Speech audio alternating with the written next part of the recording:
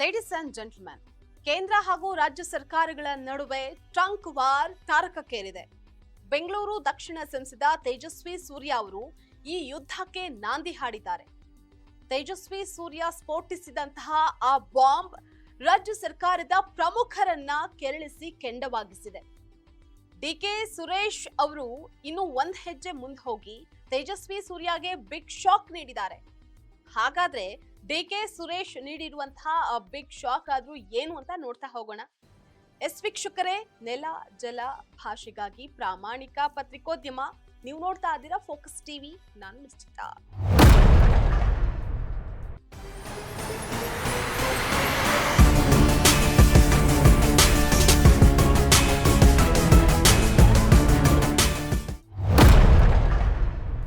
ರಾಜ್ಯದ ರಾಜಧಾನಿ ಬೆಂಗಳೂರಿನಲ್ಲಿ ಮೆಟ್ರೋ ಪ್ರಯಾಣ ದರ ಏರಿಕೆ ವಿಚಾರಕ್ಕೆ ಸಂಬಂಧಪಟ್ಟಂತೆ ಕೇಂದ್ರದ ಮೋದಿ ಹಾಗೆ ರಾಜ್ಯದ ಸಿದ್ದರಾಮಯ್ಯ ಸರ್ಕಾರದ ಸಂಘರ್ಷಕ್ಕೆ ವೇದಿಕೆಯಾಗಿದೆ. ಬಿಜೆಪಿ ಹಾಗೆ ಕಾಂಗ್ರೆಸ್ ನಾಯಕರು ಒಬ್ಬರ ಮೇಲೊಬ್ಬರು ರಾಜಕೀಯ ಕೆಸರೆರಚಾಟಕ್ಕೆ ಮುಂದಾಗಿದ್ದಾರೆ. ಈಗ ಬೆಂಗಳೂರು ದಕ್ಷಿಣ ಸಂಸದ ತೇಜಸ್ವಿ ಸೂರ್ಯ ಖಾಲಿ ಟ್ರಂಕ್ ಹಿಡಿದು ರಾಜ್ಯ ಸರ್ಕಾರದ ವಿರುದ್ಧ ಪ್ರತಿಭಟನೆ ಮಾಡಿದ್ರು. ಆ ಟ್ರಂಕ್ ಮೇಲೆ ಖಾಲಿ ಟ್ರಂಕ್ ರಾಜ್ಯ ಸರ್ಕಾರ ಅಂತ ಬರೆಯಲಾಗಿದೆ. ಇದು ಕಾಂಗ್ರೆಸ್ಸಿಗರನ್ನ ಮತ್ತಷ್ಟು ಕೆರಳಿಸಿದೆ. ತೇಜಸ್ವಿ ಸೂರ್ಯ ಅವರು ಒಂದು ಮಾತು ಹೇಳ್ತಾರೆ, ರಾಜ್ಯ ಸರ್ಕಾರದ ಅನುಮತಿ ಇಲ್ಲದೆ ಅದೇಗೆ ಇದು ಮಾಡ್ತಾರೆ. ಇನ್ನ ಅನುಭವ ಇಲ್ಲ, ಬರೀ ಟ್ವೀಟು, ಸ್ಟೇಟ್ಮೆಂಟು. ಒಂದ್ ದಿನ ಏನಾದ್ರು ರಾಜ್ಯಕ್ಕೆ ಏನಾದ್ರು ದುಡ್ಡು ತಗೊಂಡು ಬಂದಿರೋದು ಯಾವ್ದಾದ್ರು ಇದ್ರೆ ಫಸ್ಟ್ ಮಾತಾಡ್ಲಿ. ಬರೀ ಖಾಲಿ ಮಾತು ಮಾಡೋದು ಬೇಡ, ಖಾಲಿ ಟ್ರಂಕ್ ವಿಚಾರ ಮಾತಾಡೋದು ಬೇಡ.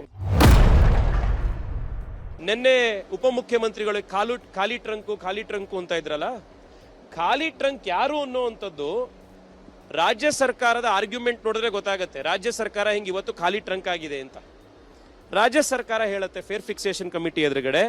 Till now government of Karnataka was providing shadow cash support. ಯಾವುದಕ್ಕೆ?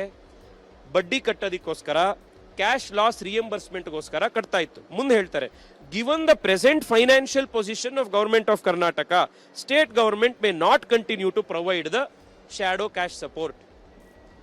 ಇದೇನರ್ಥ? given the present financial position of Karnataka ಅಂದ್ರೆ ಇವತ್ತು ರಾಜ್ಯ ಸರ್ಕಾರ ದಿವಾಳಿ ಎದ್ದೋಗಿದೆ, ನಮ್ಮ ಹತ್ರ ದುಡ್ಡಿಲ್ಲ, ನಾವು ಖಾಲಿ ಟ್ರಂಕ್ ಆಗಿದ್ದೀವಿ, ಅದಕ್ಕೋಸ್ಕರ ಫೇರ್ ಅನ್ನ ಜಾಸ್ತಿ ಮಾಡಿ ಸಾಮಾನ್ಯ ಜನರಿಂದ ದುಡ್ಡನ್ನ ಇಸ್ಕೊಳ್ಳಿ ಅಂತ ರಾಜ್ಯ ಸರ್ಕಾರ, ಕೇಂದ್ರ ಸರ್ಕಾರ ರಚನೆ ಮಾಡಿರುವಂತ ಇವರ ತಾಕೀತಿನ ಮೇಲೆ ರಚನೆ ಮಾಡಿದಂತ ಫೇರ್ ಫಿಕ್ಸೇಷನ್ ಕಮಿಟಿ ಎದುರುಗಡೆ ಆರ್ಗ್ಯುಮೆಂಟ್ ಮಾಡ್ತಾರೆ.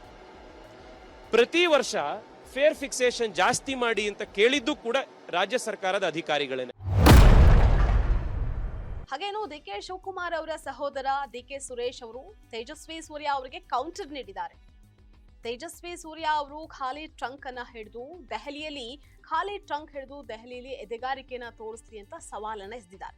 ತೇಜಸ್ವಿ ಸೂರ್ಯ ಮಹಾ ಡ್ರಾಮಾ ಮಾಸ್ಟರ್ ಅಂತ ಸಾರಿಗೆ ಸಚಿವ ರಾಮಲಿಂಗಾರೆಡ್ಡಿ ಗುಡುಗಿದ್ದಾರೆ. ತೇಜಸ್ವಿ ಸೂರ್ಯ ಅವರು ಮೊದಲು ಕೇಂದ್ರದಿಂದ ಅನುದಾನವನ್ನ ತಂದುಕೊಡ್ಲಿ ಅಂತ ಸಚಿವರಾದ ಎಂಬಿ ಪಾಟೀಲ್ ಹಾಗೆ ಪರಮೇಶ್ವರ್ ಸವಾಲನ್ನ ಹಾಕಿದ್ದಾರೆ. ಒಟ್ಟಾರೆ ಬೆಂಗಳೂರಿನಲ್ಲಿ ಮೆಟ್ರೋ ಪ್ರಯಾಣ ದರ ಏರಿಕೆ ವಿಚಾರಕ್ಕೆ ಸಂಬಂಧಪಟ್ಟಂತೆ ಕೇಂದ್ರ ಹಾಗೆ ರಾಜ್ಯ ಸರ್ಕಾರಗಳ ಸಂಘರ್ಷಕ್ಕೆ ವೇದಿಕೆಯಾಗಿದೆ. ಆದ್ರೆ ಎರಡೂ ಸರ್ಕಾರಗಳ ಸಂಘರ್ಷದಲ್ಲಿ ಸಂಕಷ್ಟಕ್ಕೀಡಾಗ್ತಾ ಇರೋದು ಮಾತ್ರ ಪ್ರಯಾಣಿಕರು. ಇದು ಮತ್ತೆಲ್ಲಿಗೆ ಹೋಗಿ ತಲುಪುತ್ತೆ ಅನ್ನುವಂತಹದ್ದೇ ಸದ್ಯದ ಪ್ರಶ್ನೆ.